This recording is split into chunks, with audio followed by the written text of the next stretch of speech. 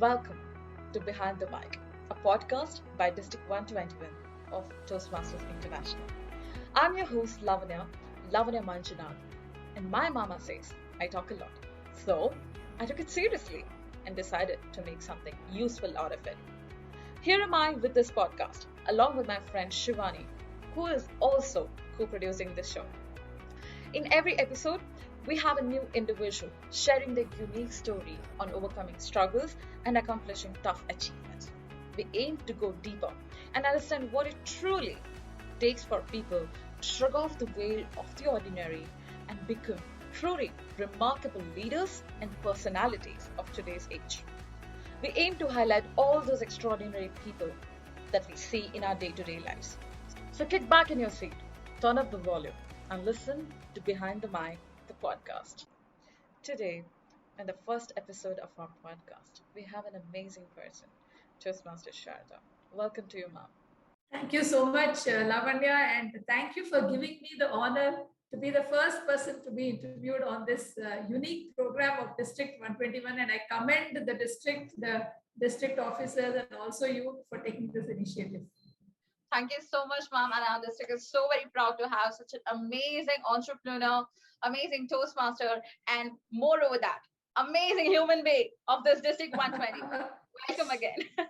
For all of our listeners today, Toastmaster Sharda is a company secretary and a law graduate with over 30 years of professional experience. She was the first women chairman of Bangalore chapter of Institute of Company Secretaries of India in 2014. She is a founding member of two well-known Toastmaster clubs in Bangalore, one for IIMB alumni and the other one exclusively for company secretaries.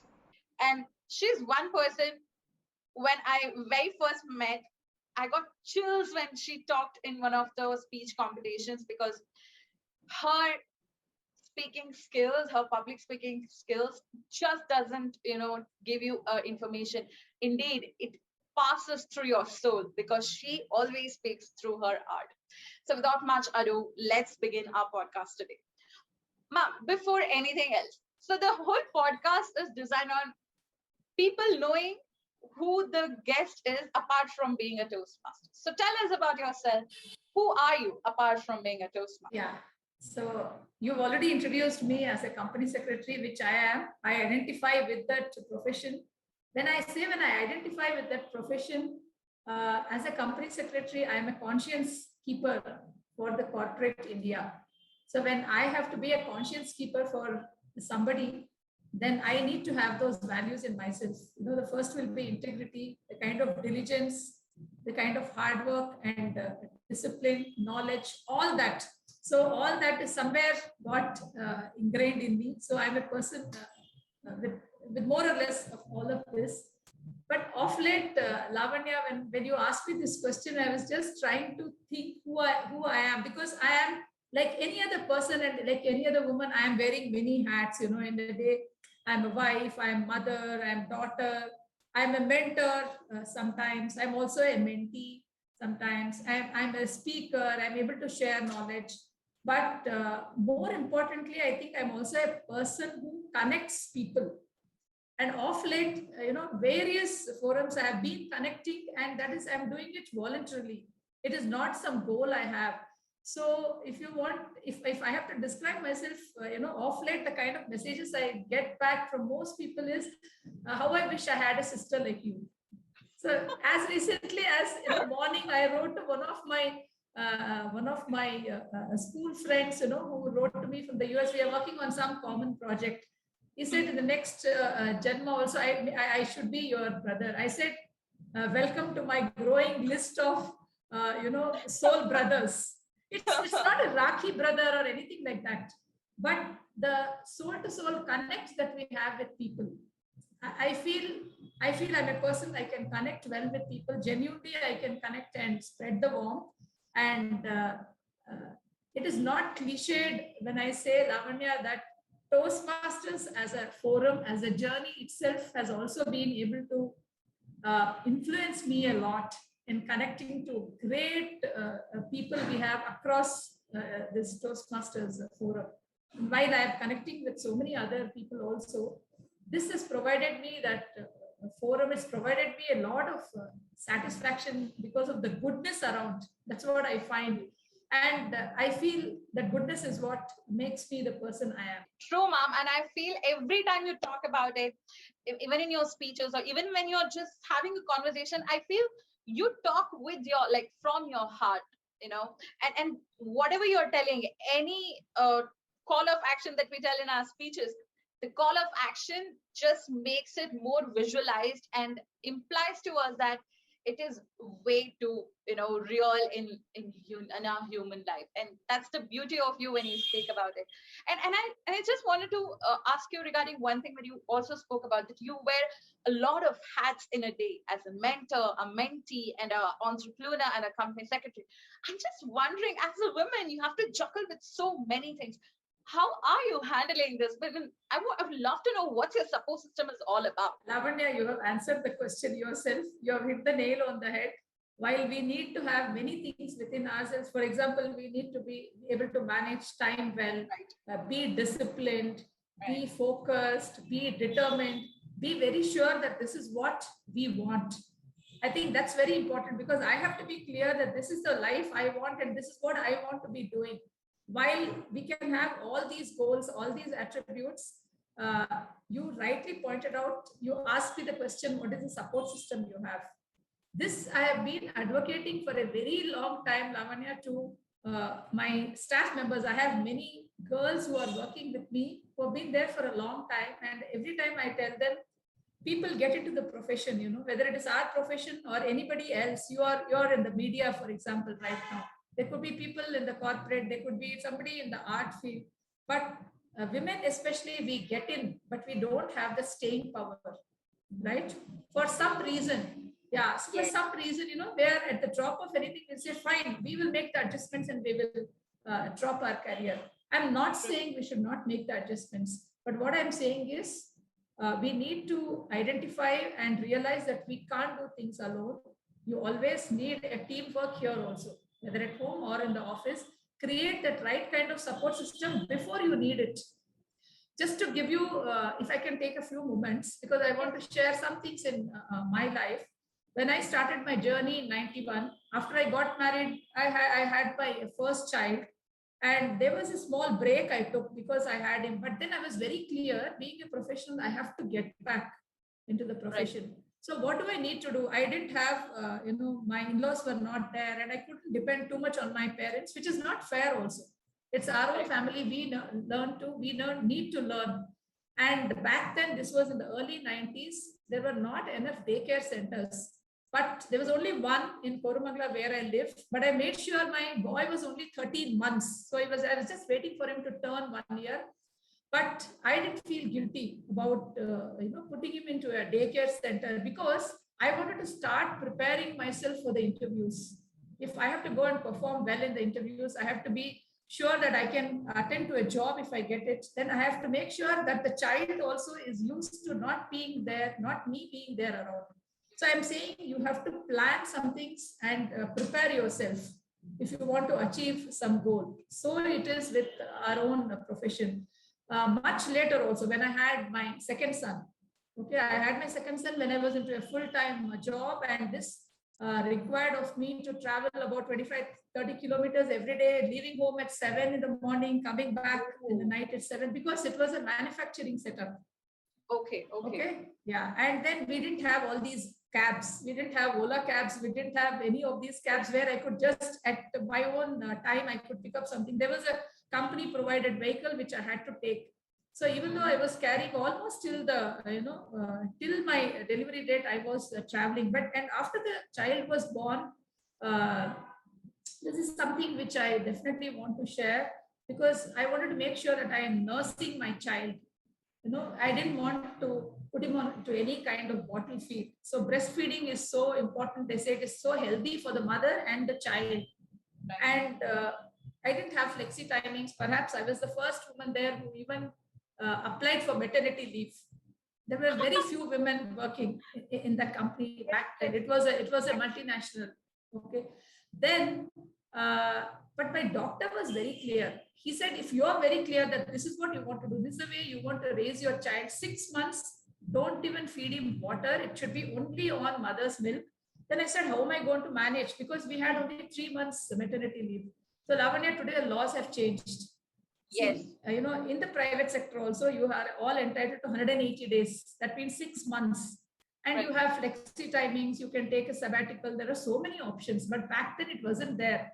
But he said, if you can show the management that you can deliver value and you are valuable as a professional, as an individual to the organization, they will definitely agree. And the point is, as women, many times we don't ask.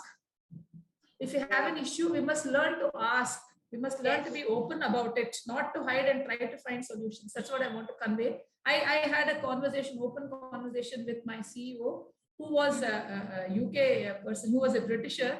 And he thought maybe it's just a question of money and I may have to engage a maid. I said, maid, I will engage. But then as a mother, I need to be there. So I need some flexi timings.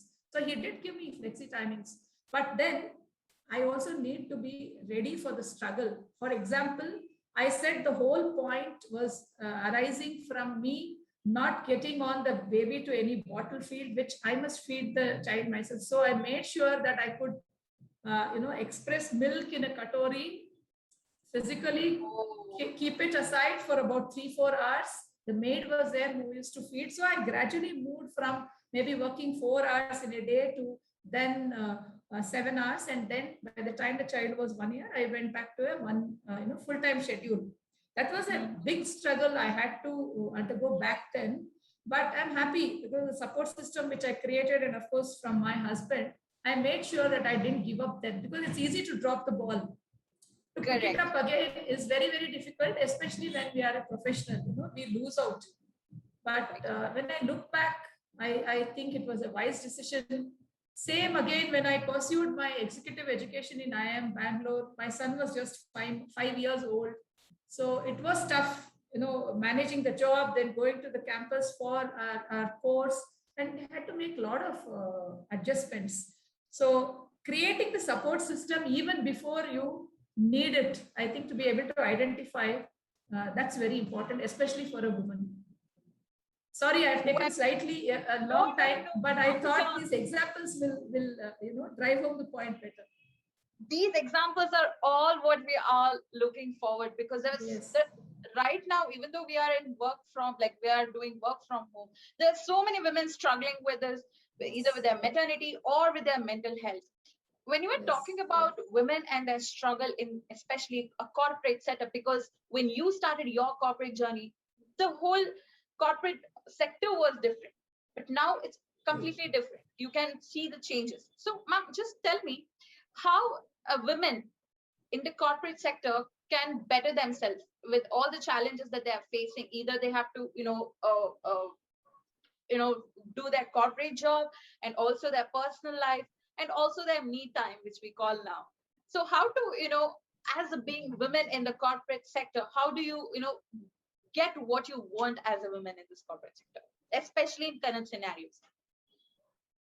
Lavanya, since I belong to a slightly older generation, I have not been, honestly, I haven't been very aggressive and ambitious about where I wanted to be. But life has taken me to where I am because I've been focusing on the journey and not the goal as such.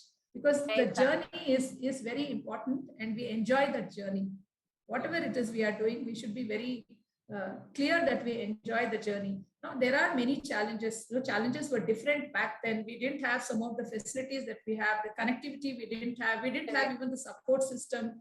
There were many things which weren't there. Today, everything is there. But I do appreciate the concerns that young women like you have, because the demand on your time is different, the expectations is different. And also, most of you are all the time looking at what is the competition around you, what's the environment. So I would say perhaps it's a good idea. Like I said, I spoke already about the support system. Apart from that, one is to be able to clearly articulate and ask for what you want. Whether it's in the office or at home, ask what you want, be clear about your goals. The other issue which I want to say is set your own standards. I am not a person, I am not looking at somebody and I want to be that somebody. While it is good to take the best practices around you, the best attributes people have around you, what's the value systems you have, whom do you like. It's good to take on all of that. But if we can set our own standards, because each life is different, you have your own, family circumstances are different. And at each stage in your life also, your circumstances are different. So if we can set our own standards, and if we can keep inching a bit higher each time, as long as we enjoy that without stressing ourselves, it's a good way to go. And for me, especially in my profession, I have the privilege, I have the luxury, I would say, of telling youngsters that don't look at this as a marathon. In some of the professions, it may not be true because it's so dynamic, it's changing. You may have to really sprint. In mine, we have the luxury of looking at it as a marathon. Not that you can have a laid back, complacent attitude, but you always, we have to be on our toes, because knowledge wise, it's changing very fast, and we have to keep learning and relearning and unlearning. We do all this, but because it's a marathon, like I said, you don't need to drop in between. See how to build that resilience to be there and to complete this whole journey.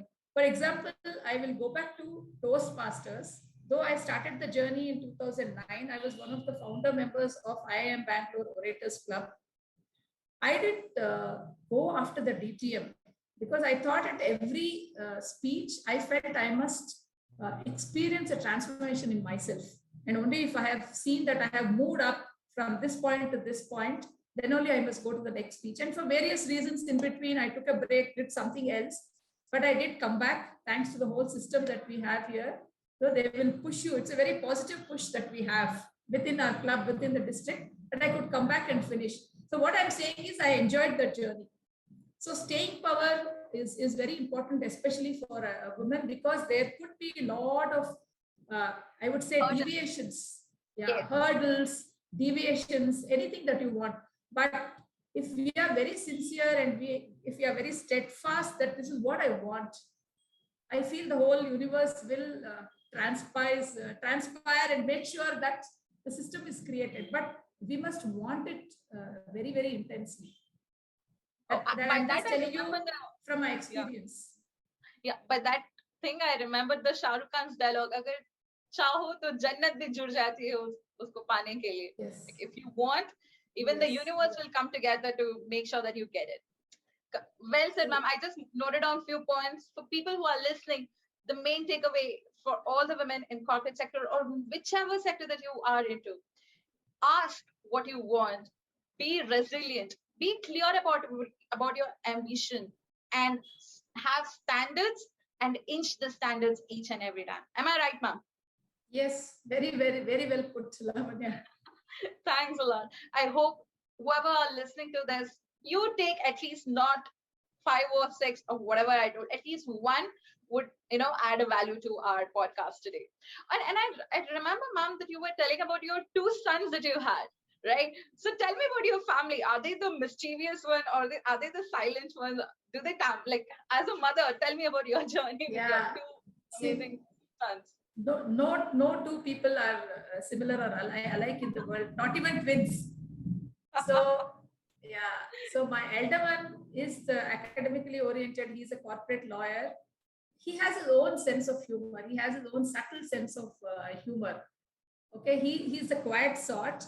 And the bubbly and energetic and the mischievous fellow is my younger one. I have many anecdotes to share about him. And in fact, I remember I had even delivered a speech. It was, entertaining speech. So I had strung together so many incidents related to him. And I enjoyed doing that speech. So he's the bubbly and mischievous. So one is a corporate lawyer, and my second one who aimed to be a cricketer. He didn't turn out to be a cricketer, but then now his goal is to be a chef. So he has completed his hotel management, and he is a good chef, I must say. I get very delicious food at home, and I don't have to be in the kitchen at all. This is a very honest statement I'm making, because it's not only my son, my husband loves cooking, and this is something when I talk about support system, he has been there as a backbone, including taking care of a kitchen, which most people think it's a drudgery, but this is something he loves, Lavanya. He loves that. So I can bring up this, it's not a jargon, but it is a reality. When you talk about role reversal, we do talk about role reversals, right? There are many celebrities saying, yes, we will take a back seat. Let's help the spouse to move forward. My case, it's happened many years back. I think more than 10 years ago, because after my husband, he's an IT professional, and after he finished his corporate career, his goals kept changing in his life. Then he said, I will take a backseat. When I started my own firm in 2006, he said, you must completely focus on it, whatever you want to do. So I will take care of the family, the children, dropping them, so many things they are there, and be available for them. So it's been a great journey, I would say. So my children are different, but they are very supportive. They are okay, not me being there available for them all the time, but the quality time we spend. And I also feel, for example, when you talk of role models, it's not about what you advise people. It's about the way you live your life. So the children also keep watching. It's not the talking, but it's the walking that you do. Wow. Yeah. So I feel somewhere they would have imbibed that these are some things which, if you have a mother who is professional, this is how. And I firmly believe that when they get married and have their own families, I firmly believe they'll carry these memories and make sure that they give the space to their spouses, treat them with respect, and make sure that the spouse also has her own career or whatever she wants to do. So I haven't done it with that intention, but I'm saying this is what, when I reflect, this is what I see. Fantastic, ma'am. Because you talked about the role reversal thing, and back then role reversal was such a taboo when you started your whole journey, right? And now it has at least trying to be normalized in this situation. But it's really amazing to see your family supporting in such a manner. Your major support system supporting in this way, and you have two amazing sons who is a chef. Next time when we have a potluck in our Toastmaster fraternity, we will surely contact your son. Sure. And I'm very happy that you have someone who's supporting you, and also the second child is always the naughtier one like me. And all the second borns, please be happy. We are the most celebrated children of this world. That doesn't mean the first ones are not bad enough. They're just silent. But second borns are always troublesome, right? Yes. We become the inspiration for your speeches. Yeah, and in a very likable and enjoyable way. I hope you fellas are enjoying. And if you're wondering what District 121 or Toastmaster is all about, Toastmaster is a non-profit organization where we all come together to improve our public speaking, communication, and leadership skills. And it's the place where the leaders are made. And coming to District 121, District 121 belongs to Region 13 of Toastmaster International. It's spread across Indian states of Kerala and Karnataka, and it's newly chartered in the year 2020. Currently, District 121 has over 150 clubs and over 3,500 members. Got to know how did you take it up and how it has been after cancer for you. So just take us through that journey a bit. If I can just summarize in a few words, life after cancer has been far better than what it was before. Wow. I must say I'm enjoying life better. I'm traveling better. I'm earning better. I have more friends. I'm more confident. I'm more energetic.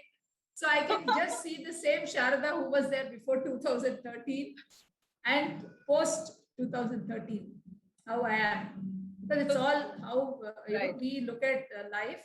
So it is a life changing or a life transforming. It's your best work.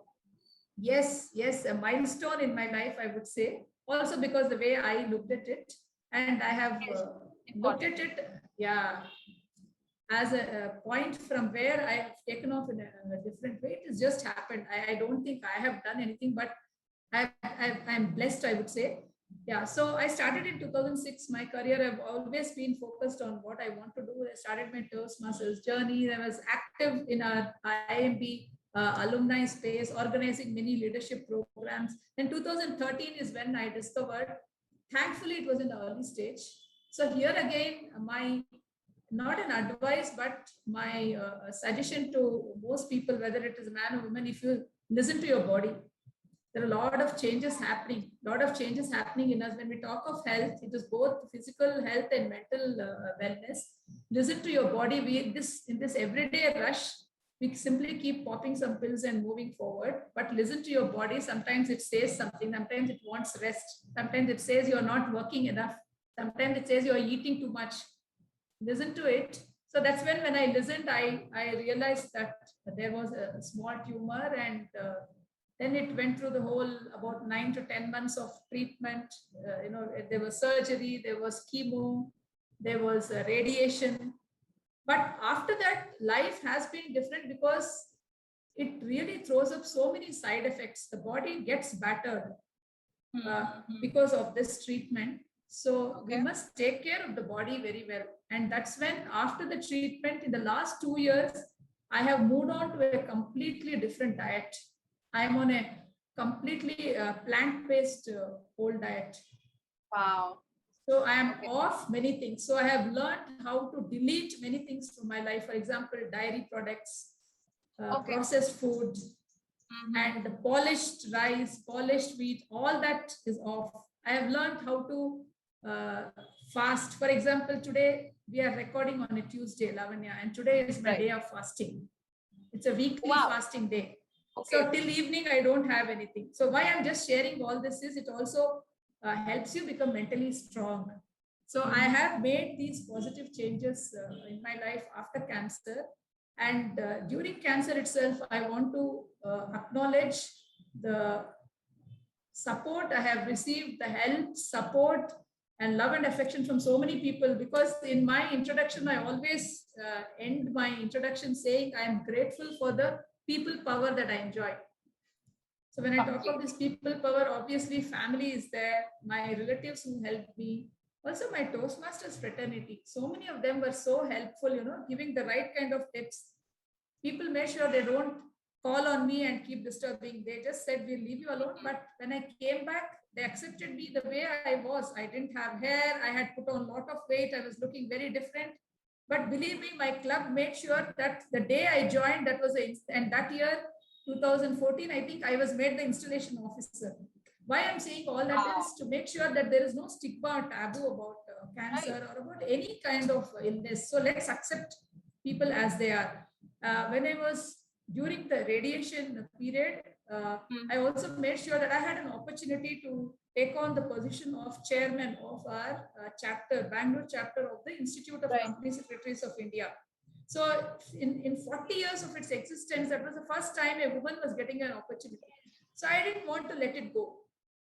I didn't want to let it go. I said, let me go on. So I hit the ground running. I was taking radiations in the morning, but I used to attend to my office work and also travel to the chapter, make sure that there are a lot of programs which we had to do, and the leadership requirement there was very different.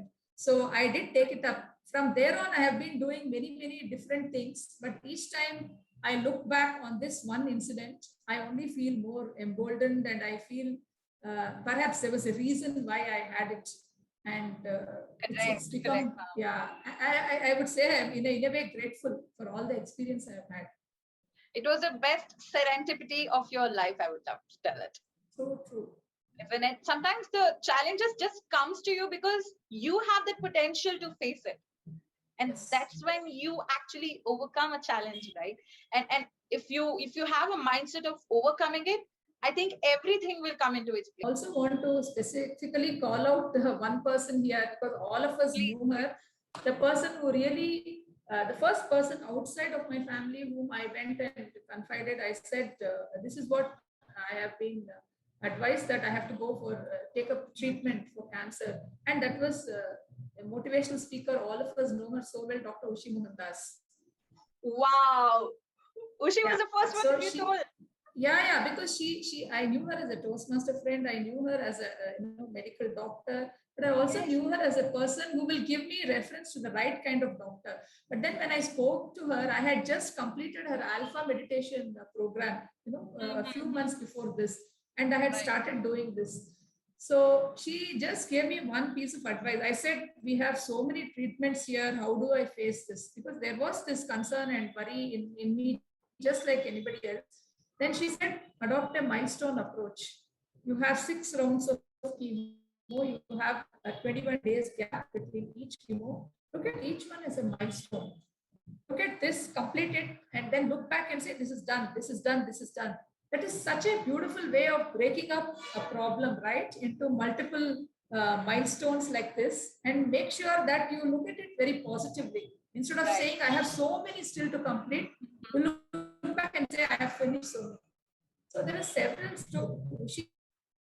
I'm always grateful. There are so many others like her who have supported me, and I have been able to draw life lessons. So what I did at the end of my whole treatment was in the beginning of next year, 2014 January. So I wrote out personal thank you letters to all the people who were there in within my system. I drew out about 20 life lessons. So even though many people have read that, they say, can we pass this on to somebody else? If it inspires somebody else, gives them some hope and solace, why not?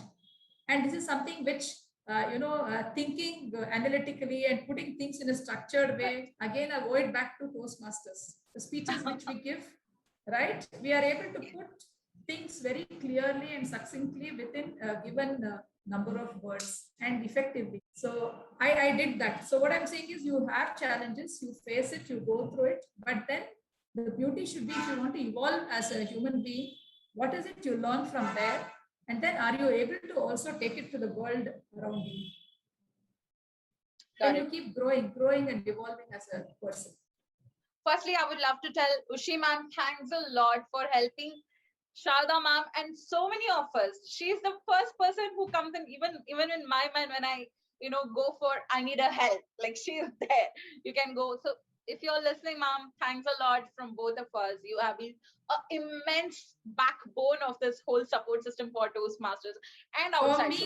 For me, she's. I can definitely say, proudly say, she has been my soul sister. Not only in this journey, so many other issues in life, and I feel free to go back. Yes. So tell us about the best memories of your life. Only the top one memory, like the best memory of your life. The best memory of my life here, when I talk of my life, now it is more of my family around me.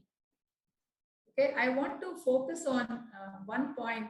My son, who is very mischievous, he is very mischievous. So I can share about this openly, that in his initial schooling days, he did have an issue with the learning system which is there in today's schools. So he is a brilliant boy. He has a lot of general awareness, but he could never focus and write. He couldn't sit in one place. And he was branded a person with ADHD, or attention deficiency and syndrome. Yeah. And teachers had almost, up to his 7th standard, they had written him off, saying he's a good for nothing fellow. He cannot write. He makes so many mistakes. He keeps talking. He doesn't sit at one place. So there were very, very tough times that I went through. As a mother, you can imagine. I know very well when I go to a parent-teachers meeting what report I will get. But as parents, my husband and I, we made sure that we don't write him off. We knew what he was capable of. Because he cannot be measured by the standards which the school education system has, because he has something else in his life to do. So he was almost in a very bad shape. That's what the teachers thought. But what I want to convey here is, the best thing which happened was, thanks to his love for sports, cricket, he played very well, and he was picked up by another school in Bangalore, an international school, which recognized and respected the boy and loved him for what he was as a sports person. And he won a very big school, award and a tournament in the school cricket league for him. And when we went, the best moment I would say was, in that school, in his convocation, he was chosen by the teachers as the outstanding achiever. Wow! Because he was not a first ranker, but they had assessed him as a person, as an individual, what he is capable of, what he does. So from a person, from a child who is written off, who always used to get complaints from the teachers to another school which recognized him, accepted the boy as he is, and said he's an outstanding achiever, not on academic, but on several other grounds. It was a teacher's choice. That I think I would say is one of the best memorable moments for me as a person and as a mother. And through this, what I want to convey is never ever judge a person as he is, because you don't know the full person as he is. And today's educational system is has to undergo a lot of change, and I do hope the national education policy which is there does bring in a lot of these changes on the ground level, though we see that the whole structure is different, because every child has to be is a gem, I would say, and you must allow them to blossom, and it is the responsibility of parents. To quickly wrap up this point, Lavanya, I want to just highlight that we made sure my son could drop college and go to open school because he wanted to play cricket. And we also allowed him to take a 1 year gap, a gap year, which we call, so that he could reflect and assess what he wants to do in life. We did all that. Today, he is a far more confident individual than I can, imagine him a few years back. And I completely feel if you had achieved so much in his life, it wouldn't be possible with you and your husband, ma'am. So thanks a lot for you. I think even parents should understand that you should just not look in one perspective. There are so many other things a child can, a child has potential in it. And it doesn't always mean that he has to be academically strong, but he can be an artist, or he can be something very offbeat also. Yes, and as long as we have an open mind. It was amazing to know who Sharada ma'am is across her life, and I love the whole story of your life, because there are so much of rocks and bumpy roads, but also there are smooth roads too that you have enjoyed. And today, I think all the listeners who are listening today will be amazed and thrilled. It's just not the Toastmaster that we listen to, but it's someone else, a mother of an entrepreneur, a company secretary that we are listening to today. And thanks for taking a time out and helping us know who you are and inspire through your stories. Before we wrap it up, I have 3 rapid questions to you, which I ask all my guests. Are you ready for it, ma'am? Yes. Okay. First question is, what would you love to tell your 20-year-old self now? Okay, if I have to travel back in time machine, if I am 20 today, I would like to be like my mischievous son, because I have always been academically oriented and so hardworking. Maybe I have missed out some fun part. So I want to chill out, maybe bunk class, take a gap year, go and travel the world, and be more daring, adventurous. I would tell my 20-year-old self, be that. Yes, for all the 20-year-old, please go out, have adventure. You have just started your life, isn't it? Yes. Okay, ma'am. So the next question is a follow-up of it. What would you tell your 80-year-old self? Like your future. Okay. Yeah. So first thing, Lavanya, looking at the demographic situation of our country, people are living longer, and it's quite scary when I see so many older generation people living. Some of them are able to afford a decent living, some of them are not. The children are not there. They have to depend on a caregiving system.